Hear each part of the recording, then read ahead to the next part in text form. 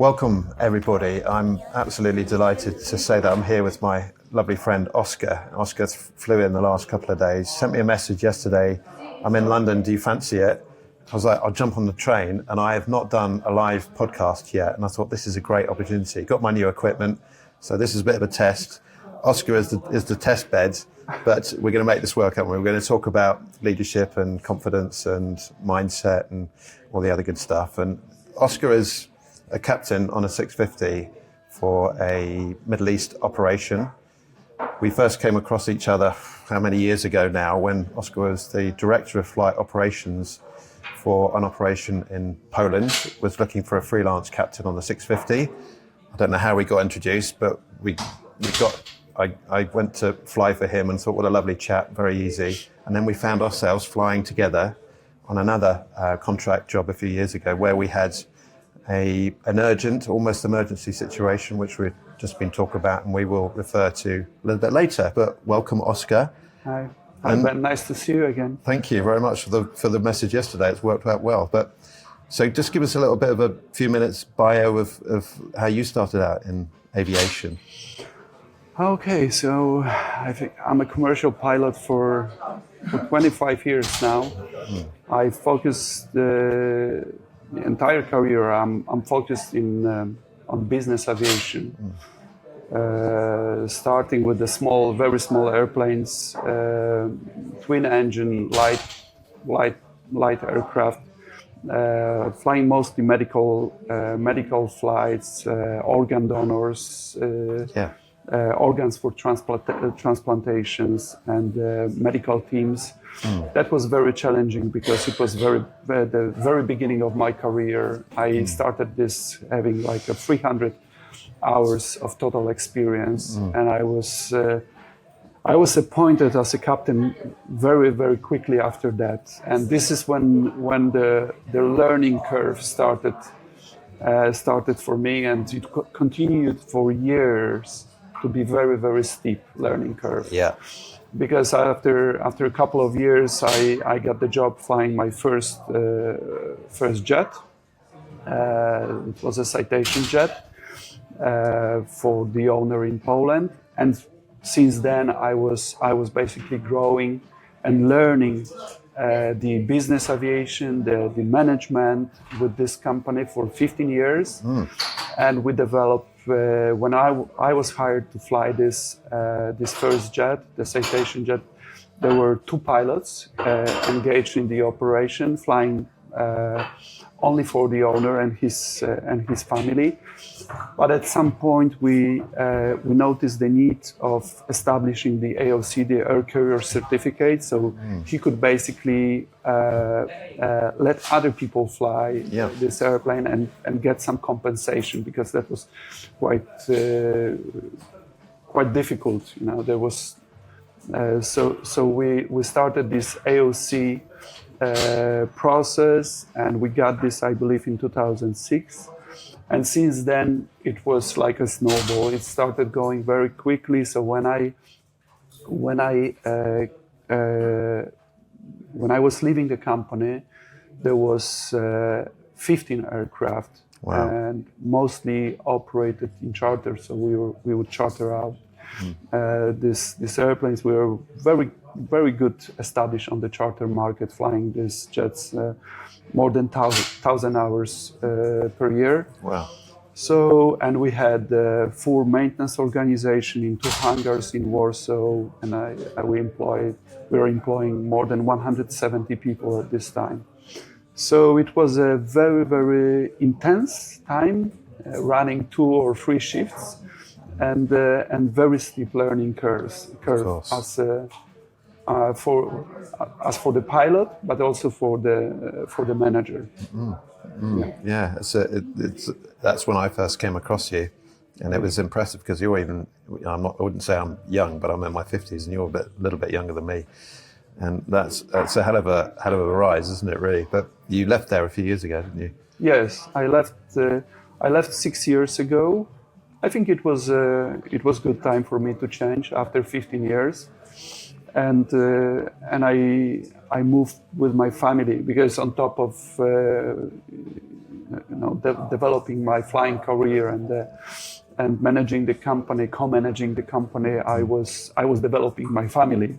Yeah, of course. As a father of three, so we moved to the Middle East, and I thought it would be very beneficial for my kids because Poland is a great country to live, and we have a very comfortable life in Warsaw, where I was born and raised as at the same where I met my wife as well at the university.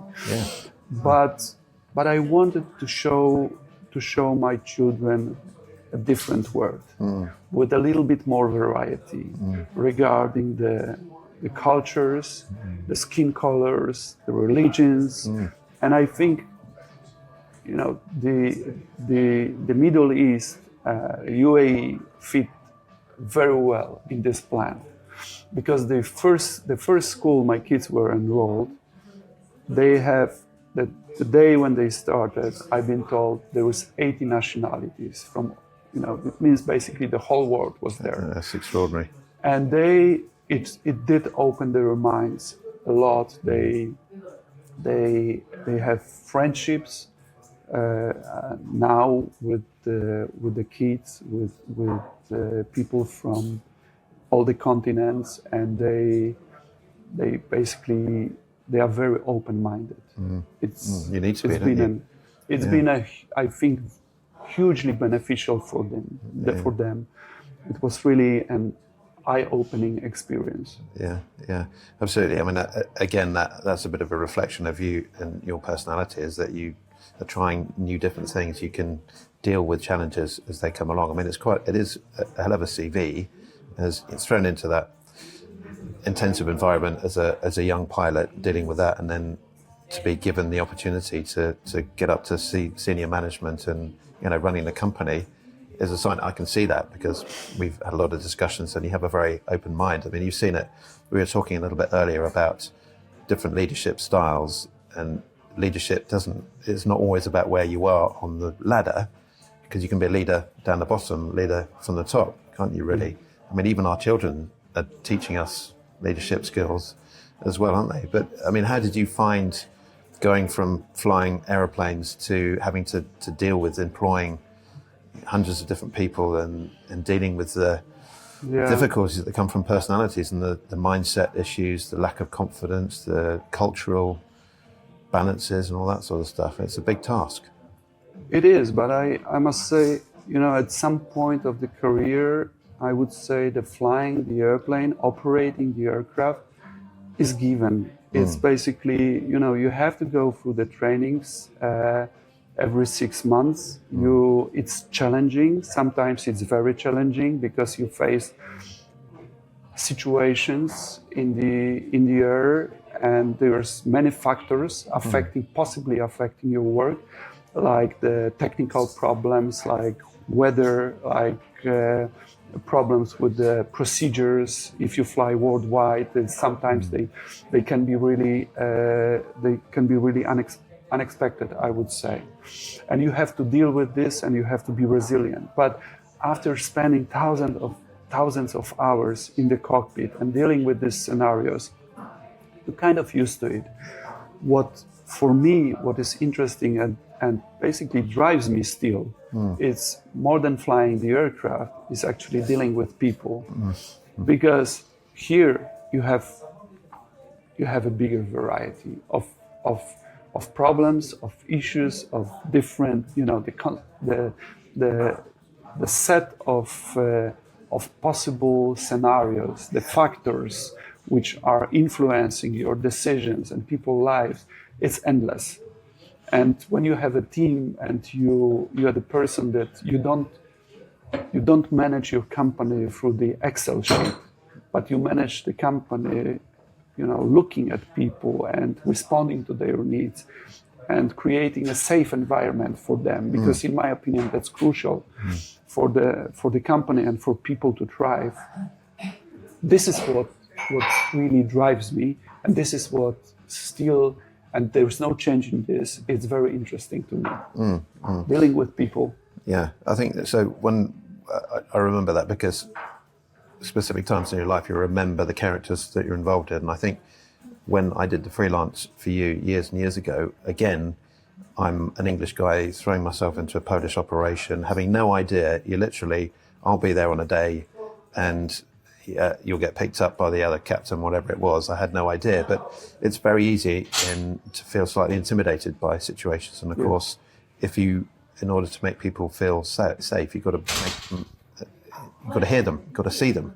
And I certainly felt that with you when I was talking on the phone. I thought, here's an easy guy. He's making it really easy for me. There's no, well, you turn up, you don't turn up, and I'm not going to pay you, and all that, which we find, don't we, in people who don't have the same emotional intelligence as I would say that you have, the self-understanding about how to create an atmosphere for somebody. But yeah, the point is we have to start from ourselves, yes, don't we? And you, in a world, in an industry where we're males, in an industry where we're very male dominated, the ego plays out, has done for millions of years effectively.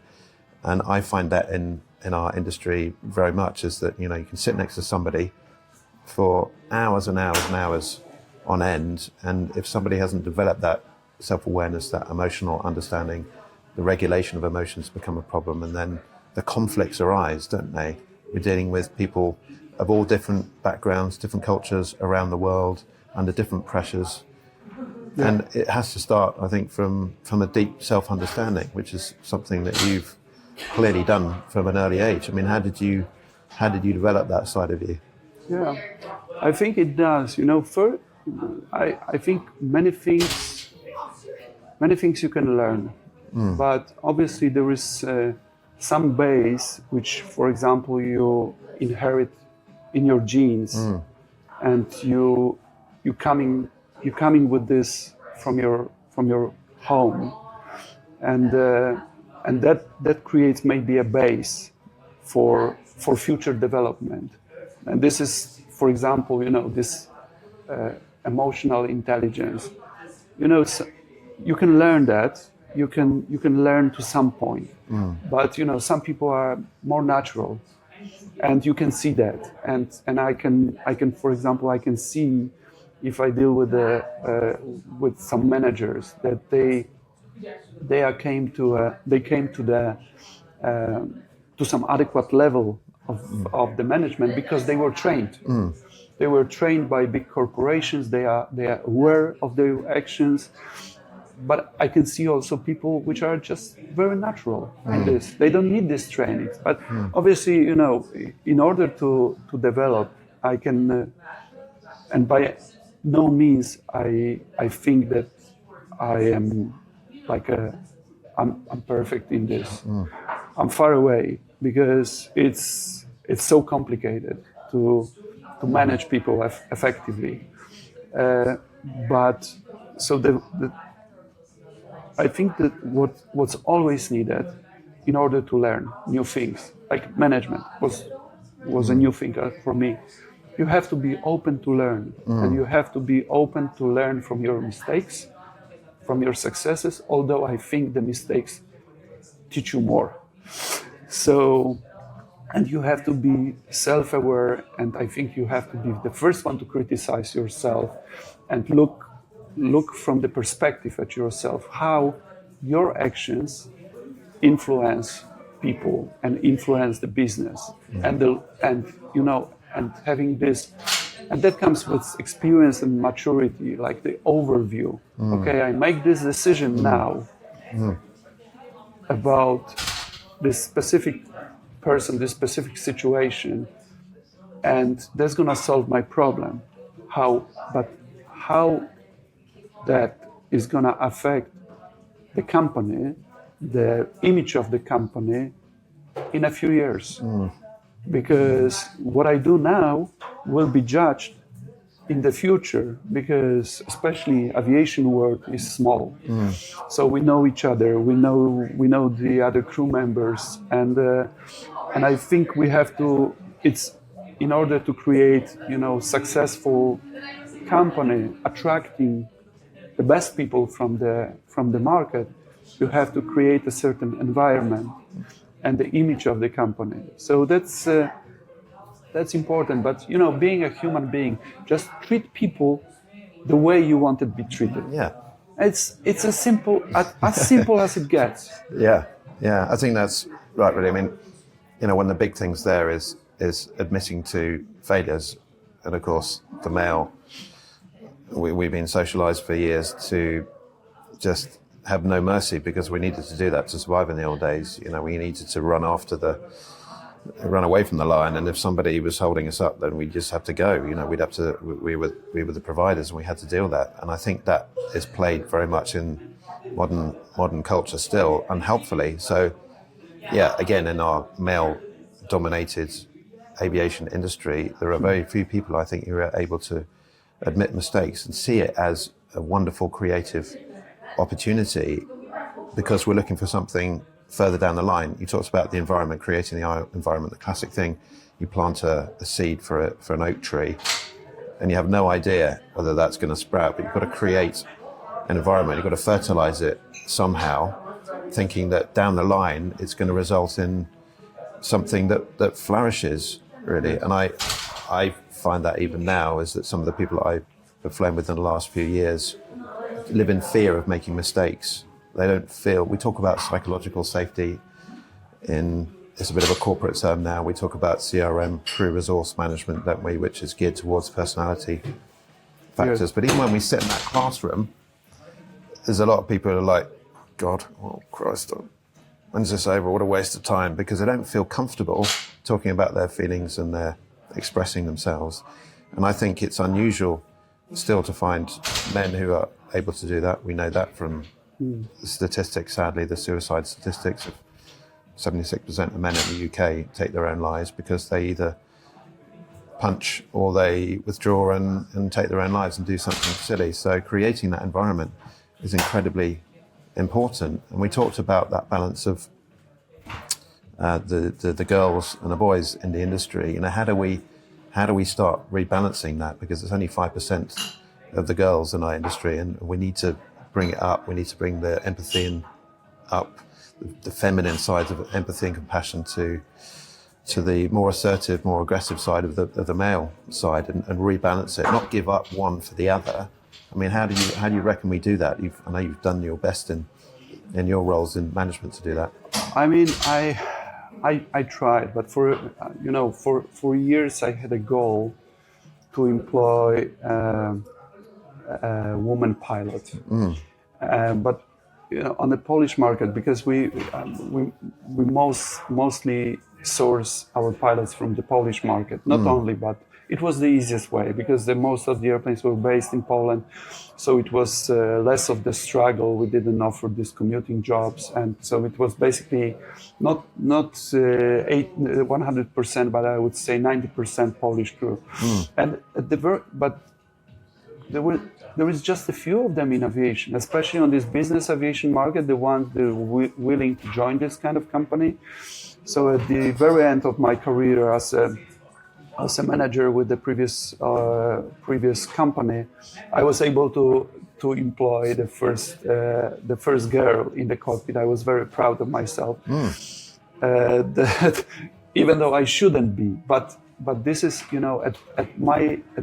at the stage where I was, it was just difficult because there is just a few girls available as on the market, and there is, I think, maybe 10% of the pilots is the women are maybe 10% of the pilots. So, and also probably the majority would go to the big airlines, not the business aviation.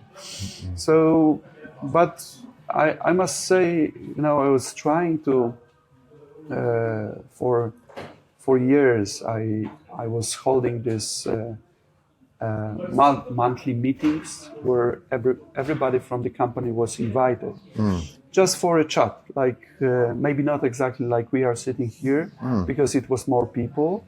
It was no one was obliged to come, but basically we would discuss the present situation in the company, the challenges, what was going on, stuff like this. So typically the conference room was full of people, and I used this opportunity to keep in touch with people, to be connected, and also to exchange information and feelings. And that's why. And this is, for example, the time when I would, during these meetings and during the CRM courses, when I was, because I was instructor, the CRM instructor as well, the crew resource management, I would try to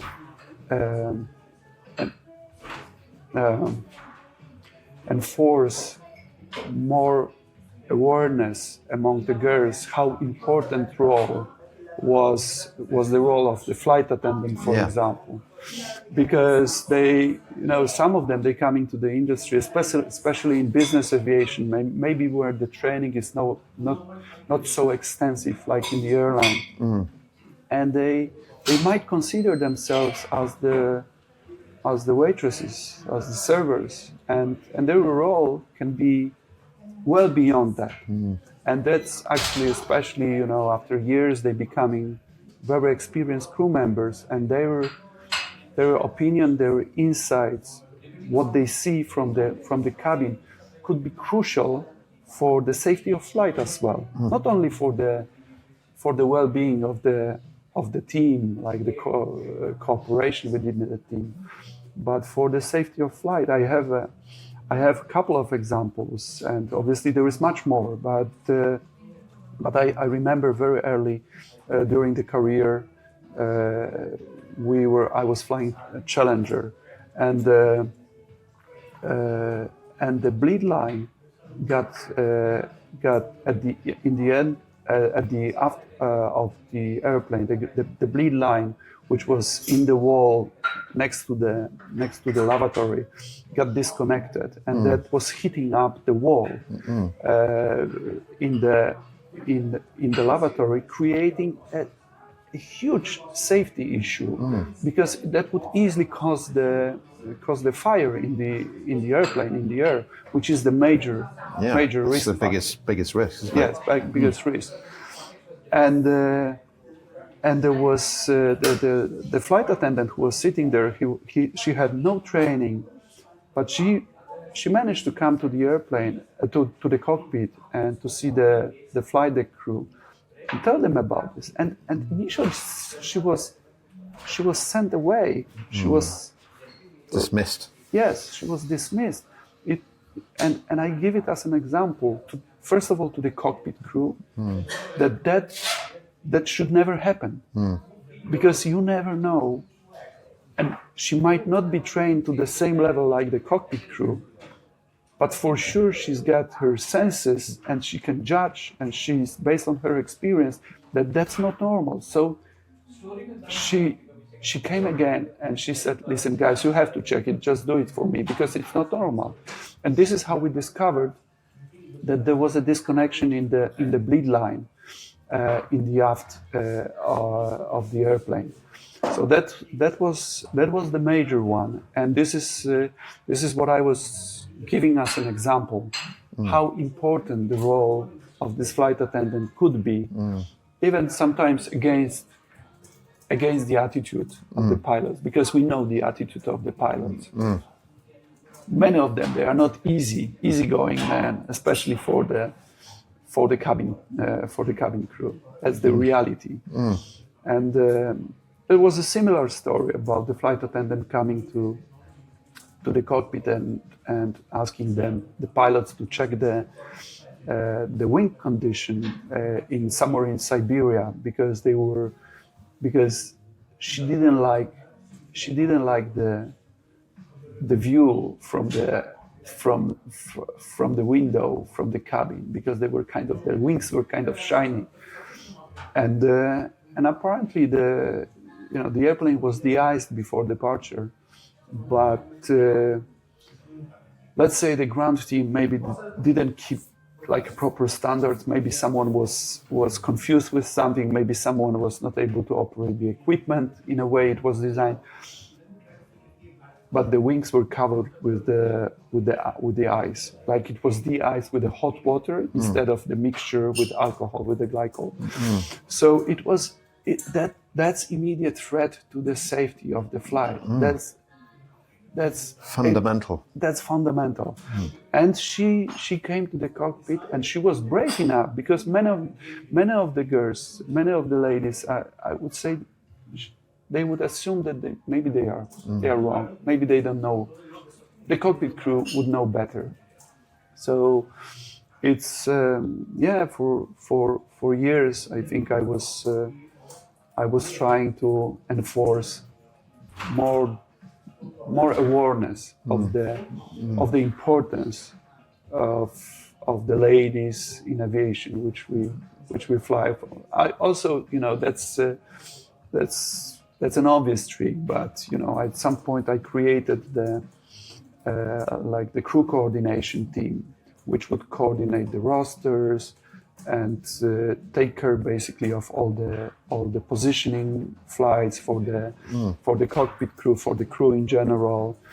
That takes a lot of negotiations. This is where the stress is located. When someone from the company calls you and tells you that you have to stay on duty longer, or you have to leave your home 2 days earlier. Yes. So for this job, I enrolled only women, because I always knew that basically when I removed the macho attitude, at least from the one side of the equation, it will be much easier. Yes. And obviously I was trying to find the team with the highest possible level of emotional intelligence. Yeah. And that was the key to success. It worked very well. I can see that, and actually that's completely inspired, isn't it, really? I think, yes, in terms of our primary survival, the ladies had to be a bit more empathetic, understandably, but on the other side, men were physically stronger, and the ladies were dependent on that for survival as well. We really needed each other from those opposing points of view. Life is very different now. We have our basic means pretty much set for us, except for certain parts of the world, but generally speaking in the West, we have those things set up. So it's not a matter of life or death. The fact that we have to be a strong man and a strong woman, we need to blend that in a little bit more. And I think, again, there are certain men are much more open to emotional intelligence and sort of sympathetic, empathetic, and we need to encourage that much more. Having grown up through sports teams, I could see where the alpha male dominance came in as like, well, toughen up and man up and drink your beer. And actually that's very destructive, because you're effectively not listening to an incredibly valuable resource. So the idea that you had those monthly meetings, bringing people in, it's like, this is your opportunity to voice whatever it is. And there is never a stupid question. There's never a stupid comment. Yes. And that's what real psychological safety is about. We can use these buzzwords, can't we? But an open environment where it's not just having to tick a box. It's, how do we find the very best in human potential here, not in the corporate, policy and diversity and inclusion, all the rest of it. I get really worried when I hear this, because I think people are just stamping something on. It's like, how do we actually create an environment for the best of human potential, to maximize on human capital? And I think certainly in our industry, we need to encourage the empathetic and compassionate side, which we are still lacking on. Men are still fearful of making mistakes. And humility is one of your big things. This is where it starts from, isn't it? Is that actually, you've achieved you're at the top of your game in terms of the aeroplane you fly, the experience you have. You're also at the top of the game in terms of the management experience, and you're dealing with people and things like that. Yet you've already said it's always about learning. There's nothing arrogant about you whatsoever, because you realize it's in your interest and everybody else around you to keep asking those questions and keep moving forward effectively, isn't it? It's that forward momentum, so we don't fall out of the sky. It is. And I think, I think, creating the environment for people to thrive, to bloom, it's an amazing thing. If you can say about your achievements that you are able to do something like this, that basically a little bit like in the crew resource management from the cockpit, that you have two pilots, and there's one on the left side and one on the right side. But if they know how to cooperate, the result of their work is not like 1 + 1 is 2. It's like 1 + 1 is becoming 3. Yeah. It's like in the cockpit, there's a lot of knowledge and a lot of experience already introduced in this crew resource management. It became already a huge thing in aviation, because it's true. If you look at aviation nowadays, the human being is the only limiting factor. Yes. Because the machine doesn't break anymore. It's like, they say that 80% of aviation accidents nowadays is caused by the human factor. But if you consider the mistakes people engage in manufacturing airplanes, designing airplanes, which they make, it's 100%. It's only human being, because the machines are so dependable nowadays. So if you look from this perspective, obviously, creating the right environment for the people to operate this machine is crucial. Yeah. And I think it's the same for the company. It's basically, in order to achieve results, to create the environment for the people to be successful, for the company to grow. You have to create a safe environment and provide people with the proper tools. If you give people proper tools and you give them a sense for their work, you give them a reason to work. Like a person, they can treat that as a personal achievement, or maybe for one person that would be the most important part would be the personal achievement, but for someone else that would be the result of the work as a team. So because we are all different, but the crucial thing is to create a safe environment where people actually feel safe. They know they can make a mistake, and they will learn from their mistakes, and they proceed further. Yeah. So that's for me. That's for me probably the crucial thing in the management and creating the work culture and work environment. Very much so. And again, it's awareness that everybody has an individual personality and individual identity. We're all governed by different beliefs, ideas, insecurities, excitement, motivation. And if we can be aware of, if we can understand people, classic thing when we're at school, my son is 15 and my daughter is 16, some of the lessons they can't stand because the teacher is just not interested in them as individuals, whereas the subject's actually really interesting, and it's the other way around. Some of the teachers really take interest in them for their uniqueness. They don't like the subjects much more, but it's their favourite lesson, and it's just a classic thing. Of course, in aviation, safety is our number one thing, yet we're still governed in money factors, corporate factors.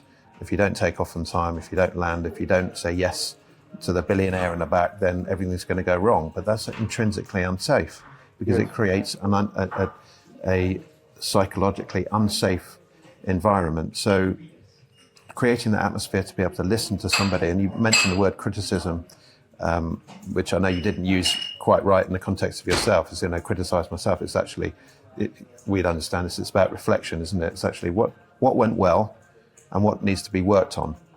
I'm trying to encourage my son to deal with that. I took him to cricket nets last night, and he's always thinking, I played a bad shot. And it's like, mate, what did you do that was well? Did you have your head in the right place? Let's really concentrate on that. What then needs to be worked on? So it's not a criticism. It's not what went right and what went wrong. What actually helps in the situation, and what is it that we can do to help the situation go to the next level? Actually, on the sport front, I was out at a 40th birthday party the other day, and I was talking to a guy called Kelly Brown. He was a captain of the Scotland rugby team, had 65 caps for it, and he was a coach at Saracens and played there. And I was talking to him, about his ideas of leadership, and he said there are two errors. As a coach, he'd say there's a skill error for which he believed the coaches could take responsibility for. If they identified something gone wrong, okay, we're going to go and we're going to coach it out of the system. And then there's an effort error, which is much more individual. So it's joint accountability, isn't it, really? But then again, how do we foster that healthy psychological environment where people are motivated to put their effort in? And I think it's being approachable at whatever level. The director of flight operations, someone who's got endless experience on our kind of aeroplanes, new people coming in who are feeling a bit intimidated. It's like smack him on the back and just say, you're welcome, and you are welcome, and it's great to have you. And if I'm a bit of an idiot and I start to bark and shout, it's because I'm scared about something. I've got an emotional need. I'm a human being, and I'm never going to be perfect. And if we're perfect, we're incredibly boring. Yeah. So I think, and I think, again, it comes down to humility, because humility teaches us to be more aware of what's going on around us, isn't it? Yes, and I think it's extremely important. And I know that, maybe young people, not only young people, they think that this is the money what motivates people to work. Yeah, money. It is short term, probably for majority, but once the needs are covered and the basic needs are secured, I would say it's not the most important factor. How you work, you get the raise, and you're happy for a month or two because you're appreciated. You have a little bit more money in your pocket. But at the end of the day, it's not the major, at least based on my observation, my experience, it's not the major factor which motivates people. I know we were building the company in a very strict financial regime coming from the owner, and it was difficult. It was difficult to compete, on this salary level with many other companies. But we still have people staying with us for years and not looking for different opportunities. It was very rare during this 15 years career with the previous company that I would see someone leaving. And sometimes, yes, because they were requiring something different in life. Like, for example, pilots would leave because they wanted more stable rosters with the major airline, other than the random assignments dictated by the business aviation. Even though for me that would be boring, this is not what I'm looking for, but I understand that some people do. Yes, I think there are different factors, there are different things which motivate people, and we are all different. And there are obviously some common things, I would say, that everyone needs some kind of appreciation, whether it's a handshake or the good word in the morning, or what makes a difference. If you have employees, but you spend time talking to them, and if you ask someone, how are you, you mean it. You actually listen to the answer, and you know something about their families. You know that sometimes they are going through some troubles in life. You give them maybe an easier time at the office, and you tell them that. And my experience is, if I tell someone, listen, take it easy because I know what you're going through, he would be even more productive, because that's the way people would show appreciation of the fact that I spent time on recognizing and understanding their problems. So that's like I said at the very beginning, that this is an extremely interesting thing, managing people. Yeah, it's wonderful. I think at the end of the day, it's being curious to other people, asking the question, how are you? And genuinely listening to the answer. It's being curious about individuals. And, and that really is the seat of leadership, I think, is because then we can learn how to influence rather than, I have the contrast between leadership and kickership. If you don't understand personalities, you don't have so much self-awareness, you get promoted to a position, whether it being a parent or whether it being in business or flying. And if you're not sure about yourself and you can't cope, you end up trying to kick, you try and control. But then everybody is kept in that little prison. There's no big bucket. Emma Henderson, who's on the podcast, she talks about that, increase your bucket size. At the end of the day, we've got to increase our capacity because that's how it worked in terms of evolution with our ancestors. They had to increase the opportunity to survive. Options, what the options. So we had to work together. And I think that's the real balance. I believe in that in terms of finance and money. We think that's the answer to our dreams, but actually how are we valued as individuals? Are people seeing us? Are people hearing us? Are people tuning into the vibration of our heart and our soul? I think is massively valuable, because if you can do that, Nelson Mandela talked about it, humility, one of the most important qualities you must have is humility, because when you demonstrate humility, you automatically get people to tune into you, to embrace you and to listen to you. And this concept is simple, but the practice can be hard, particularly when we're thrown all the different uncertainties in life. Physical health, mental health, relationship health with somebody else. But when you recognize that, you can actually have an impact that creates that capacity for everybody to grow together. It's an incredible thing, isn't it?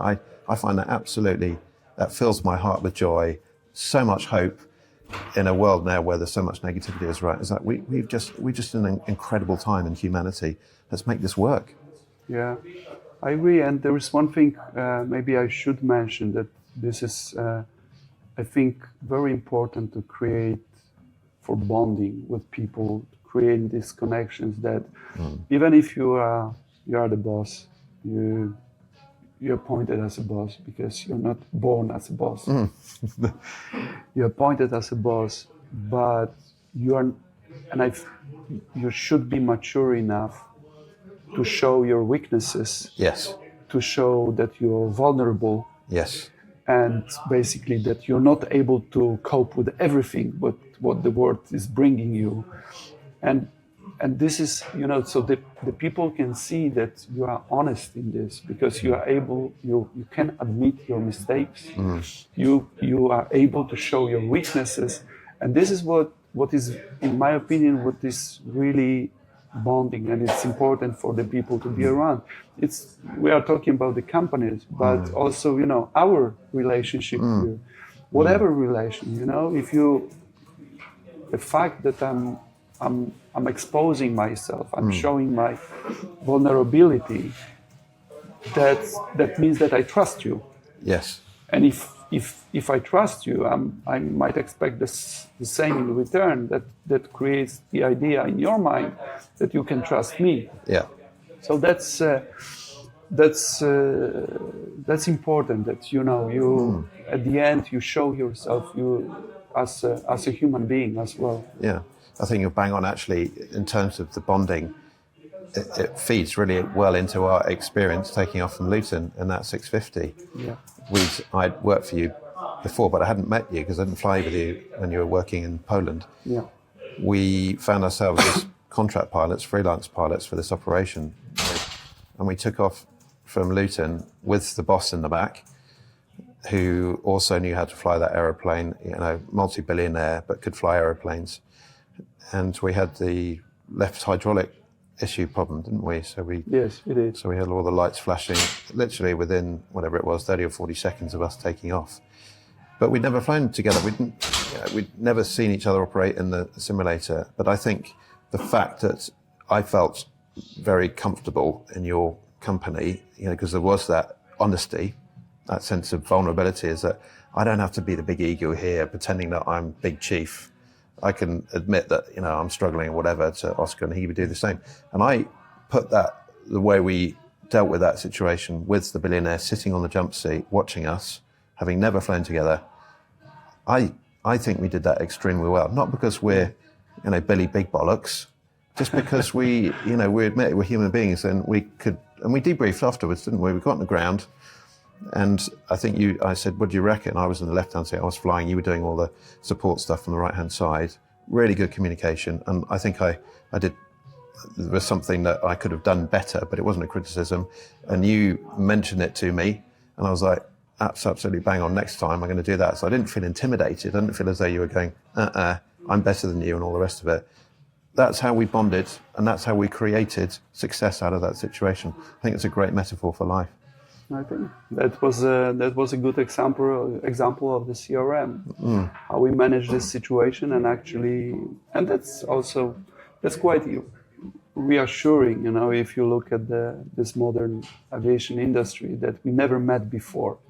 We are for the first time in the cockpit together, and the standardization of work and our background and our training allowed us to work through this I would say one of the major malfunctions, yes, because it was, even though it was not immediate threat to the safety, to life, but it can create a lot of insecurity in the cockpit, and it can create a lot of confusion, and that leads very quickly to the serious problems in the air. We know that. So I think it did work very well for us. Yes, that's. I was very happy about not about the malfunction, but about the way we dealt with it. Yeah, it was a great learning opportunity, and it's one of those things that you can either choose to advertise your brilliance or see it as, well, that's great, because then when somebody else is in that situation, I can say, I've been there, I understand, it was an uncertain time, this is how we managed to work it out together, and I'd love to be able to support you. Circumstances may not be right, and what I did could be improved upon. And it's honesty, isn't it? Being honest in an objective way is really important. So now, unfortunately, we probably hit our marker. So we've got a lovely young lady there who needs to do some hoovering around. So we're going to be turfed out of here. So we've got to bring it to a halt. But I think we've covered some brilliant conversations: humility, honesty, the male-female balance of listening to people, making people feel comfortable. I mean, we could go on for hours, as always. I always say that. I think so. But it's been brilliant, isn't it? Yeah, thank you very much for inviting me. It's a pleasure. It's a pleasure. What a great guy. Hey, this has been another wonderful conversation. Always love to hear your comments, of course, the positives, what we can work on next time. Any suggestions, really valuable. So please leave your comments in the box. But please remember, until we meet again, to keep it in the greens. Thank you, Oskar. Thank you.